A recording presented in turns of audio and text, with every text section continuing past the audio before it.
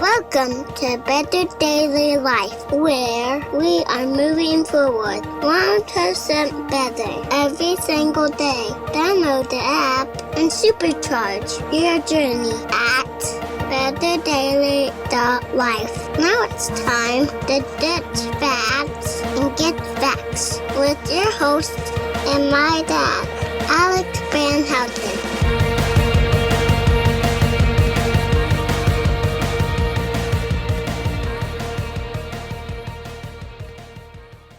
What is up, Betterment family? This is Alex Van Houten in Better Daily Live. Happy Tuesday. It's Nutrition Tip Tuesday. And on Nutrition Tip Tuesday, we go through something from a nutrition perspective to help you on your 1% better journey. And today we're talking about nutrition math.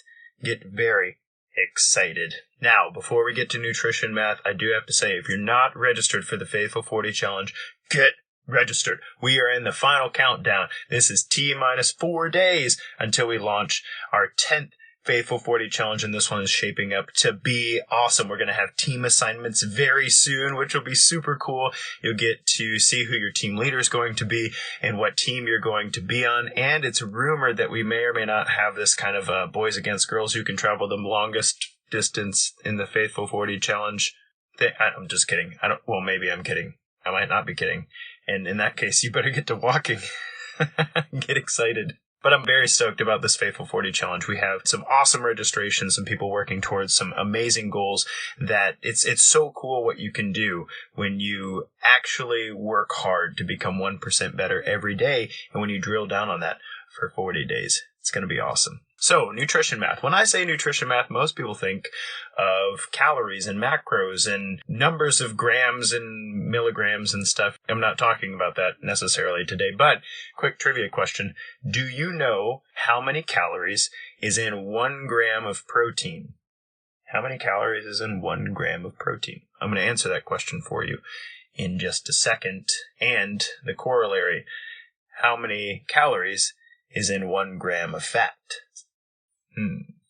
Think about that for a second. So, what we're talking about today, though, isn't about calories. When we talk a lot in the Better Daily community about, oh snap, Leslie got it, 9 calories in 1 gram of fat. High five, Leslie. Thanks for joining me this morning. She got that one. And how many calories is in 1 gram of protein? See if she gets that one, or if somebody else chimes in. But when we're talking about nutrition, a lot of people think about nutrition math in terms of calories. Now, I almost want to say there's nothing wrong with knowing calorie math, but that's not everything you need to know about your food. And today, the math I'm talking about is actually about habits. So, nutrition math is usually like, okay, I had 400 calories at breakfast, I had 500 calories at lunch, and then I had like 400 calories at dinner. So that's like 1,300 calories today. I'm trying to stay at a 500 calorie deficit, and I can only have 1,750 calories a day. Crap, I'm already over 50. Dang it. That's what nutrition math generally looks like. That's what people think of. But what I'm talking about today is the math of habits. So what's interesting is when people start working toward making changes to their nutrition. So the Faithful 40 Challenge is coming up as a good example. Let's say you have a goal in the next 40 days about your nutrition. The first thing people try to do is they try to subtract things from their nutrition. They are like, okay, well, for 40 days, I'm not going to eat any sweets. So I'm going to subtract sweets from my diet. For 40 days, I'm going to try to subtract calories from my day. I'm going to have less calories. I'm going to subtract calories from my day. Or for 40 days, I am going to get rid of soda or whatever.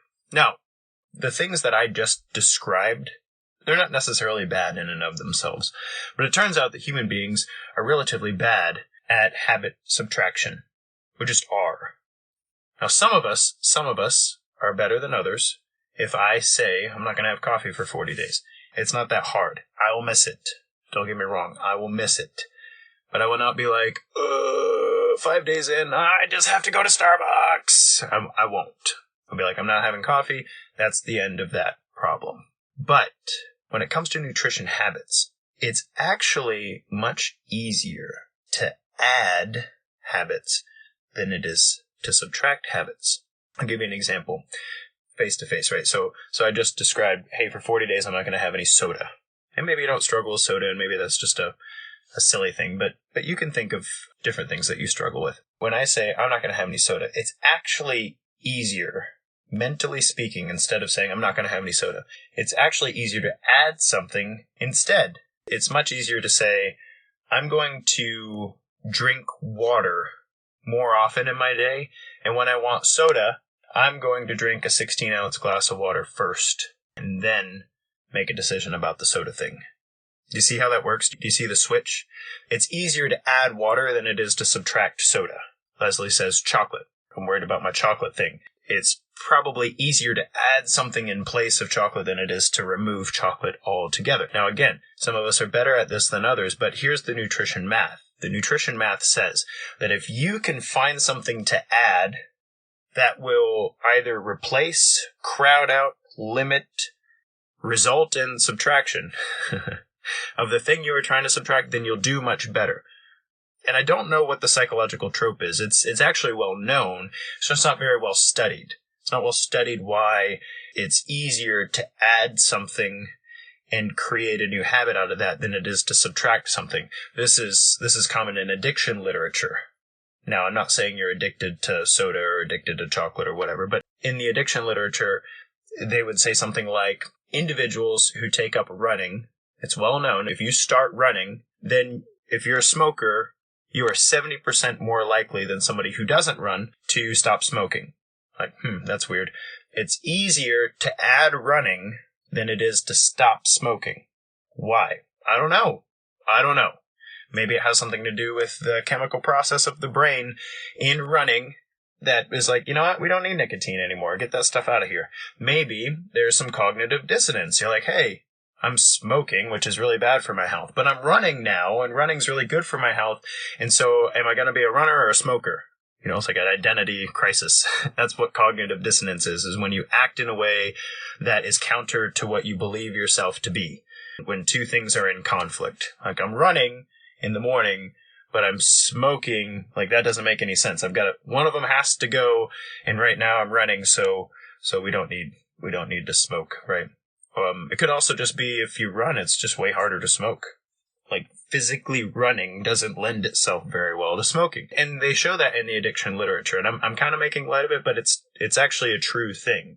It's a true thing in the addiction literature that when you add exercise to the regimen of detox and to the maintenance of the positive habit of getting rid of something, when you add exercise to that, it tends to crowd out some of the negative addictive habits.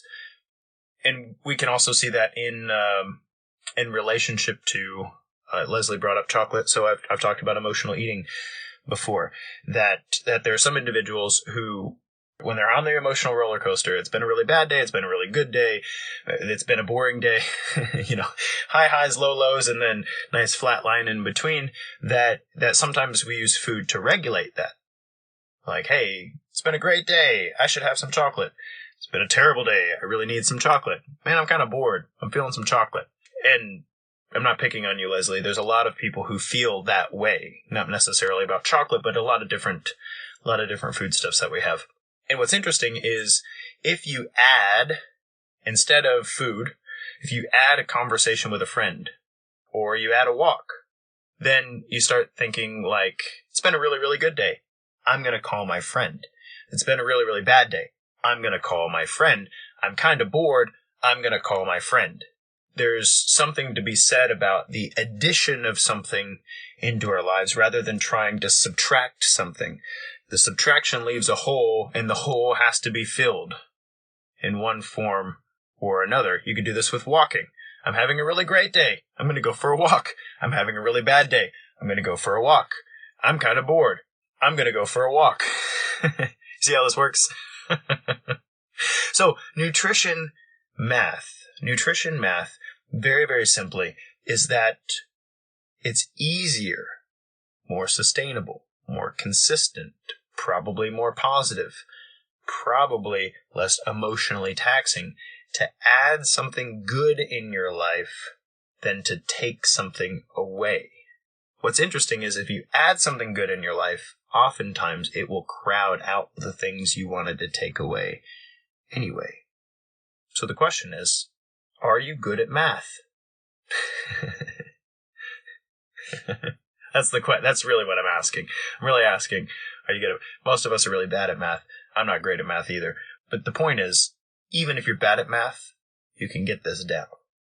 You can catch yourself when you're trying to take stuff away and go, what can I add instead? I'll give you one more example, and then we'll close this out. Oftentimes, in nutrition habit changes, people will say, I snack too much.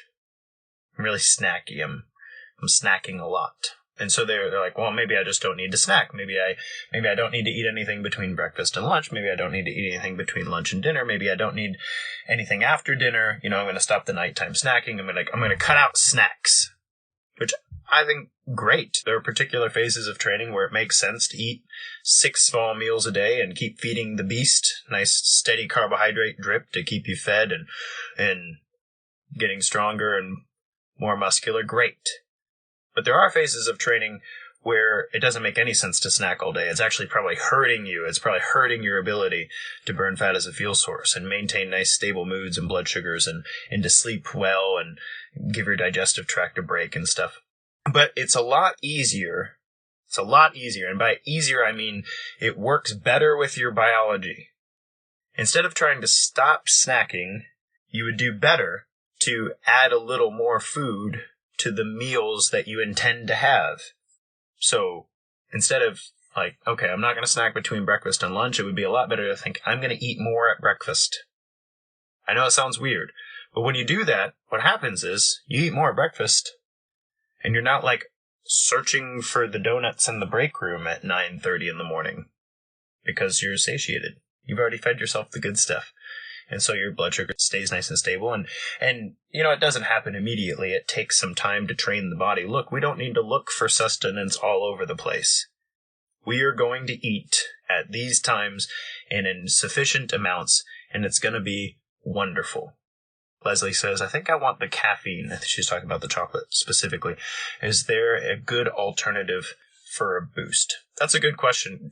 Thankfully, chocolate doesn't have a whole bunch of caffeine, so if it's giving you a nice little elevated boost, then that's great. The best alternative I know for caffeine is green tea. And not all green tea is created equal in the sense some of it kind of tastes like pond water.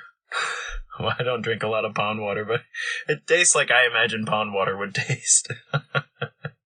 But there are some green teas that are actually really refreshing, and they taste good, and they have a decent amount of caffeine and L-theanine, and they're very, very light on the digestive tract. There's also a bunch of antioxidant benefits to green tea, similarly to chocolate, just not nearly as dense. So I would recommend green tea or matcha as an alternative boost. Thanks for asking. And I can drop in the comments my favorite teas. Guys, this has been Alex Van Houten in Better Daily Life. Thank you for joining me for Nutrition Tip Tuesday to get better at our nutrition math. Remember, it's better and easier to add to your life rather than to subtract from it. I'm not saying you can't subtract. I'm just saying it's a little harder to do so. So if you're struggling, try adding instead. Until next time, guys, it's just 1%. You got this.